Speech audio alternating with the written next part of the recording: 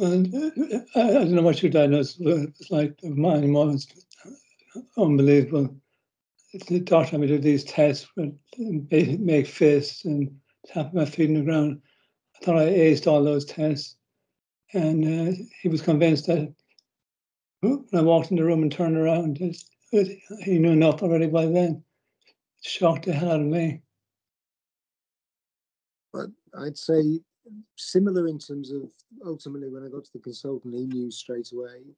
My GP really didn't know what was wrong with me though, and I think we were at the same age when we got diagnosed. I was 48 at the time. I think 48 too. Yeah. So my GP thought it was restless leg syndrome. Suggested I take lots of cold baths, which I've got no idea why that was going to help. But I went to a consultant, and as you say, he knew straight away because my arm didn't swing. But I've seen so many people who their initial diagnosis has been hugely brutal. It's basically been, you're going to go downhill from here. You've got an incurable condition, and there's not a lot you can do about it. And that's why I do believe there's a lot people can do to manage the condition. I don't know what your first symptom was. My first symptom was a running injury. So I firmly believe I had a running injury. I didn't have any neurological problems. And so I said, give me the test again. I can do better in these tests. I was in complete denial. And how long did it take you, Frank, to move from denial to accepting? About 10 years. 9 years. Well, I would say, I think it's attributed to Michael J. Fox. Your acceptance, your happiness is directly proportional to your acceptance and inversely proportional to your expectations. So somewhere you got to lower what you're trying to achieve on an everyday basis. And that helps you with acceptance. And that's a very hard thing for most people to do, to lower their expectations. But you've got to live in the now. And I would say this, people fast forward to what they will be like in 4 or 5 chapters' time.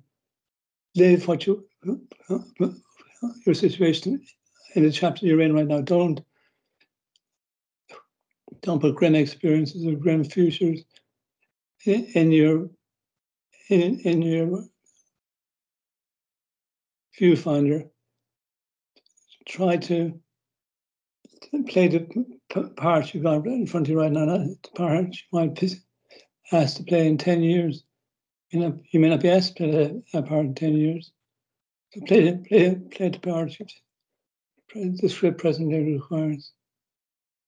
I'd certainly agree with focusing on what you can do and what you can do now rather than what you might not be able to do in the future or what might or might not go wrong, because everyone has a different version of Parkinson's. Everyone seems to develop differently and different speed and different symptoms.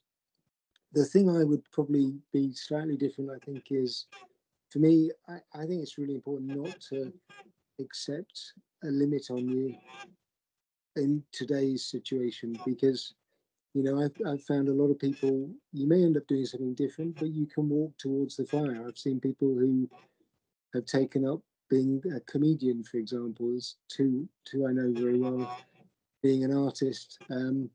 I run now. I was never anywhere near the quality of Frank, but I ran my best marathon time 8 years after I was diagnosed, and I think if you allow yourself to convince yourself that you will not achieve something, then you definitely won't achieve it. But you can't spend your life wondering how the condition will deteriorate over the next 3-5 years, because that's the quickest way that you will end up with it deteriorating rapidly. So I agree with Frank on that, absolutely wholeheartedly.